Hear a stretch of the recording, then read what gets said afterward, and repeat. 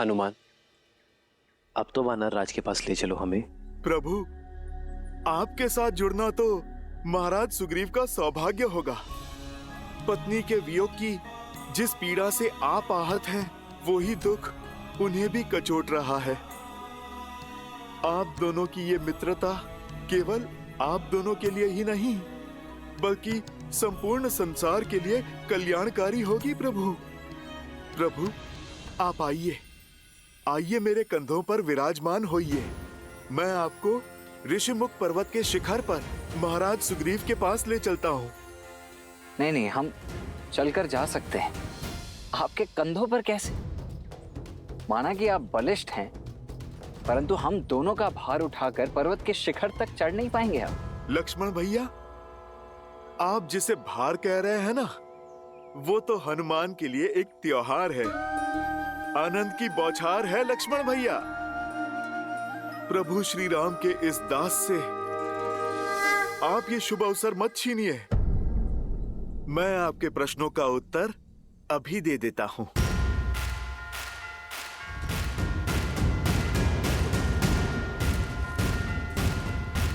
जय श्री राम।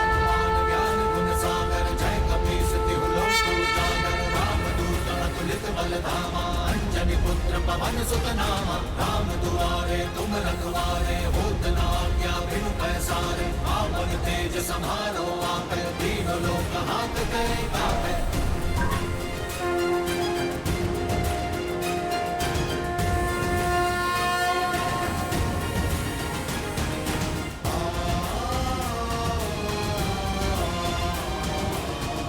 आओ लक्ष्मण।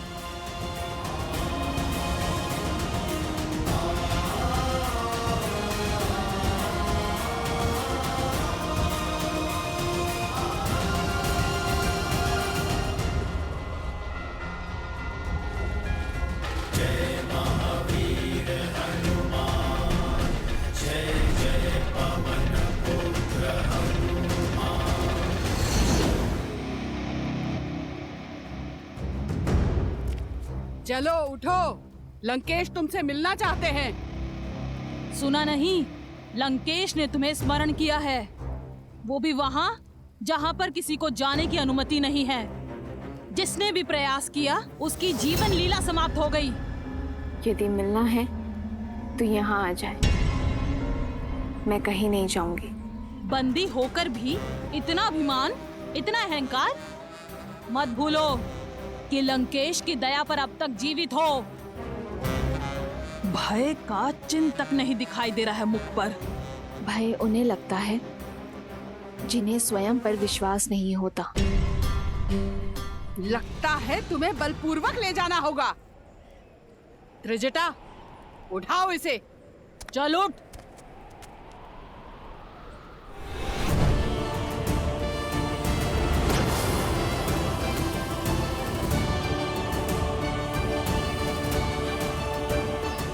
मैं तुम्हें क्षति नहीं पहुंचाना चाहती हूँ।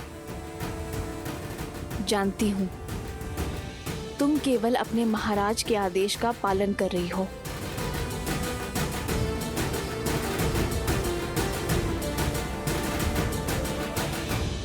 चलो।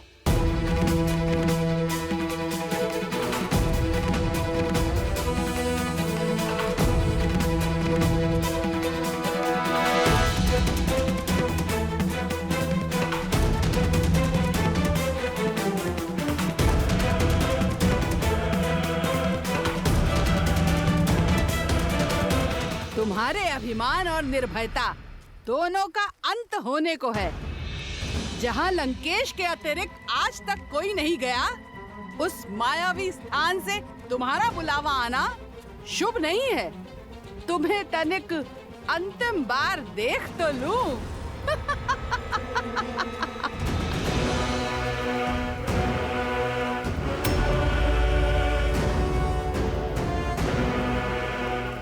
चलो।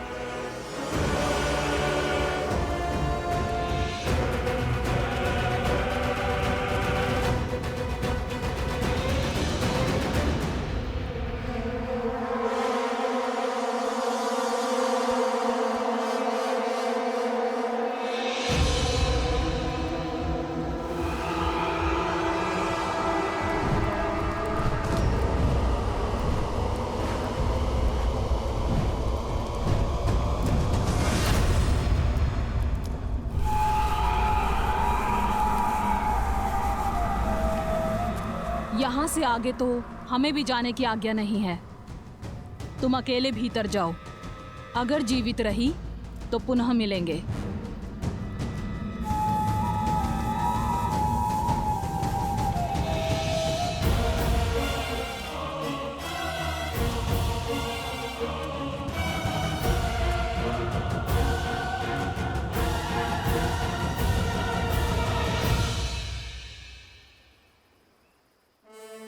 प्रणाम महाराज सुग्रीव।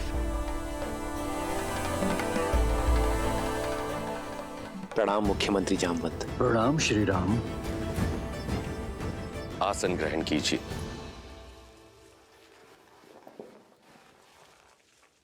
कहिए श्री राम, इस घनघोर वन में मुझे ढूंढते हुए कैसे आना हुआ?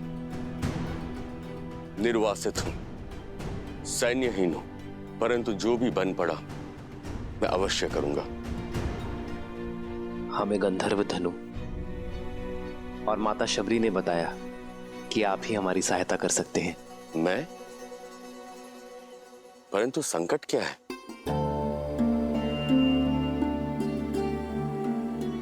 मैं अनुज लक्ष्मण और भार्य सीता के साथ पंचवटी में वनवास के अंतिम दिन बिता रहा था। तब एक दुष्ट राक्षस रावण ने मेरी सीता का हरण कर उसे अपने विमान में दक्षिण की ओर ले गया। बस उसी की खोज में यहां आया हूं वनराज। क्या? रावण? पुष्पक विमान?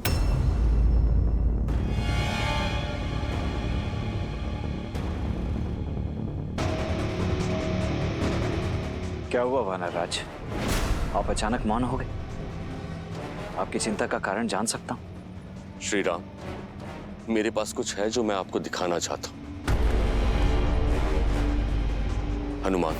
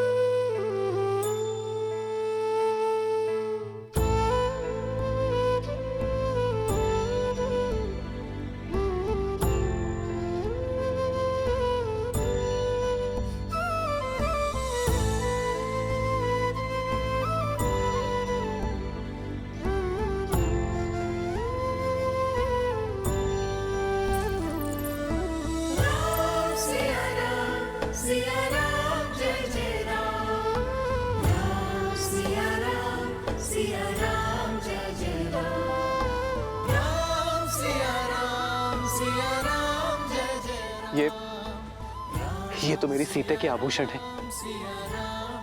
ये आपको कहां से मिले महाराज? मेरे वानरों को वन में मिले थे। उन्होंने बताया कि हम वन में भोजन इकट्ठा कर रहे थे, तभी आकाश से आकर ये गिरे। हमने देखा एक विमान में कोई राक्षस किसी स्त्री को ले जा रहा था। यानी मेरी सीता, मेरी सीता पीड़ा में थी। वो मुझे सहायता के लिए पुकार रही थी और मैं उसकी सहायता नहीं कर सका। लक्ष्मण, ये मेरे सीते के ही आभूषण है ना? देखो लक्ष्मण। क्षमा कीजिए भैया, परंतु मैं इन आभूषणों को नहीं पहचानता। आज तक मैंने भाभी माँ को केवल उनके चरणों से ही देखा है।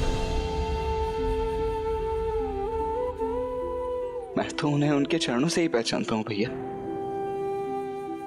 उनसे दृष्टि मिलाकर बात करने का दुस्साहस आज तक नहीं किया मैंने। अन्य आभूषणों का तो ज्ञात नहीं, किंतु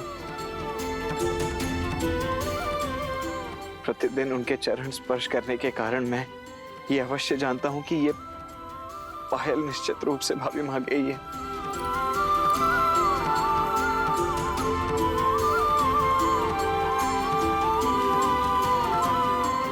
मैं आपकी पीड़ा समझ सकता हूं। अपनी पत्नी से विरह और हरण का दंश मैं भी झेल रहा हूं। विलाप मत कीजिए। कदाचित नियति ने हमारे पथ किसी उद्देश्य से ही मिलाए हैं।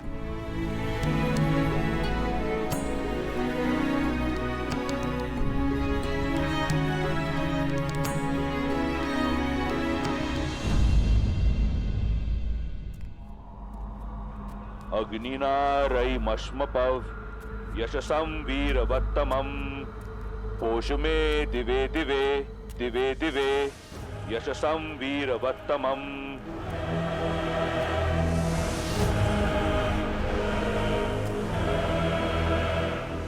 मेरे ज्ञान के गर्भगृह में स्वागत है तुम्हारा। आओ बैठो।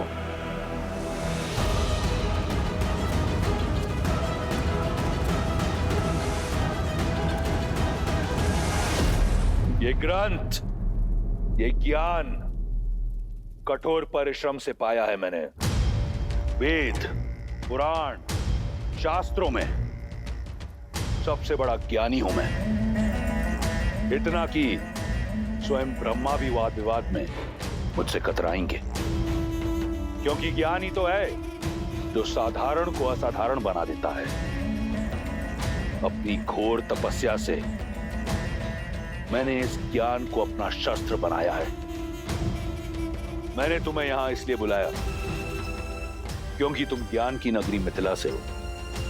तुम मेरी बुद्धिमत्ता और ज्ञान को पूरी तरह पहचान पाओगी। अब बताओ, क्या है तुम्हारे राम में इतना ज्ञान?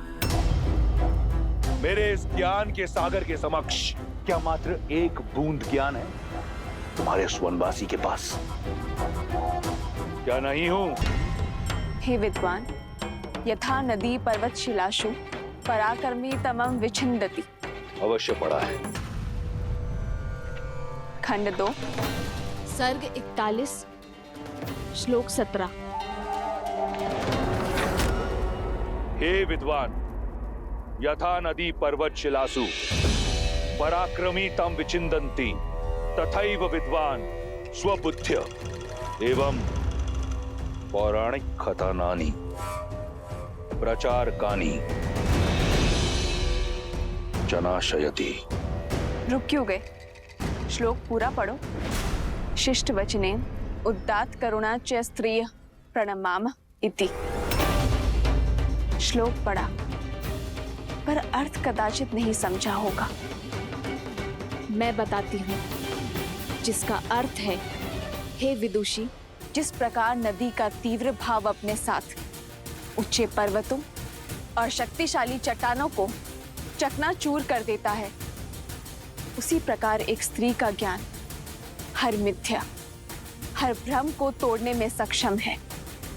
हमें अपने करुण भावों और आचरण से ऐसी स्त्रियों के सामने नतमस्तक होना चाहिए।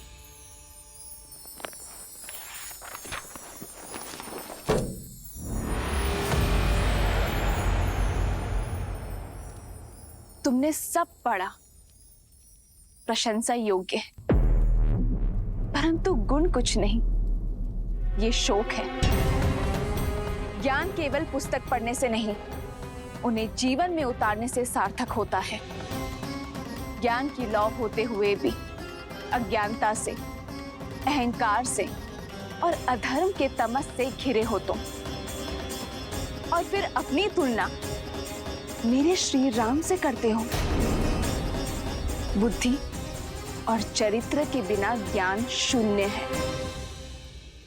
मेरे श्री राम के चरित्र में गरिमा है और बुद्धि में साक्षात ब्रह्म का वास है, जो अपने ज्ञान को धर्म और न्याय की तुला में तोलते हैं, और वहीं तुम अभिमान का हाथ थामे धर्म और न्याय का वध करते हो।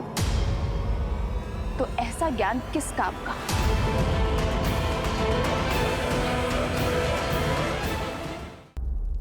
वो मेरा आत्मविश्वास है इस राक्षस के पास जब कुछ नहीं था तब भी केवल आत्मविश्वास था।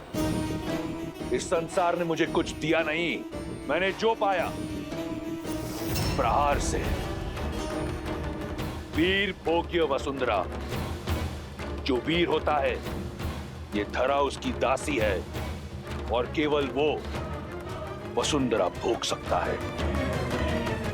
शास्त्र भी यही कहता है। और वीर किसे कहते हैं रावण?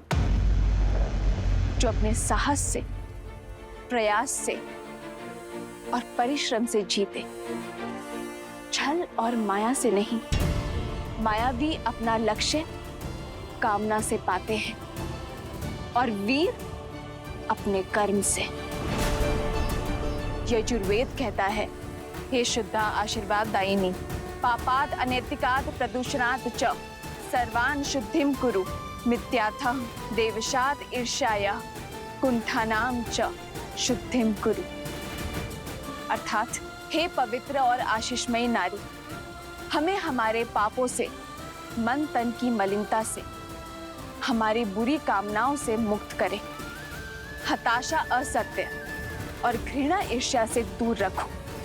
और तुमने उसी पाप और कलंक नाशिनी को कलंकित करने का प्रयास किया है। राम से ईर्ष्या और मनुष्य से घृणा के चलते तुमने मेरा हरण किया।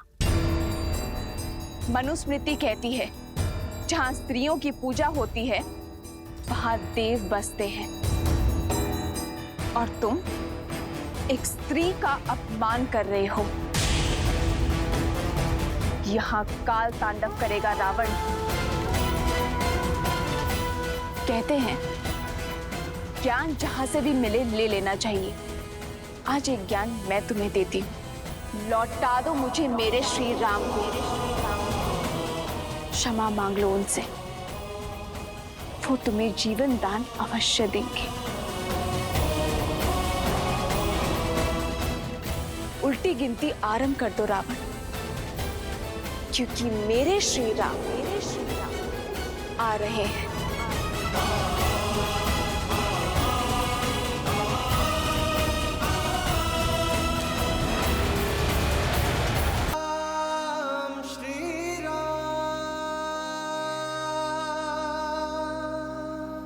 अंजनी पुत्र केसरी नंदन हनुमान का प्रणाम स्वीकार करे प्रभु। श्री गुरु चरण सरोज रज, निज मनु मुकुरु सुधारी, बरनउँ रघुबर बिमल जसु, जो दायकु फल चारी। जो जन्म से ही अपने प्रभु श्री राम की बाट जो रहा है, जिसके जीवन का एकमात्र उद्देश्य केवल आप है प्रभु, आपकी भक्ति है। आज वर्षों की सूखी मेरे मन की धरा पर आपके आगमन की वर्षा हो ही गई प्रभु। मेरे विश्वास की जीत हो ही गई प्रभु। मेरे आराध्य, मेरे प्रभु, मेरे श्री राम आ ही गए।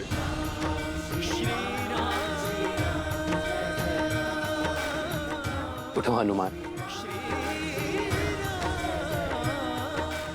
हनुमान का स्थान चरणों में नहीं, राम के हृदय में है।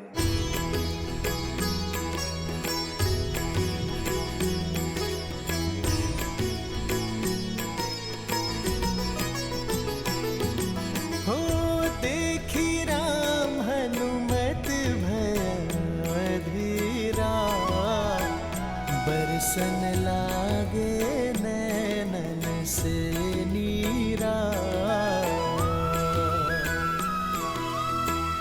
तुम समान मम भक्त न दूजा, हृदय लगाए कि हे प्रभु पूजा।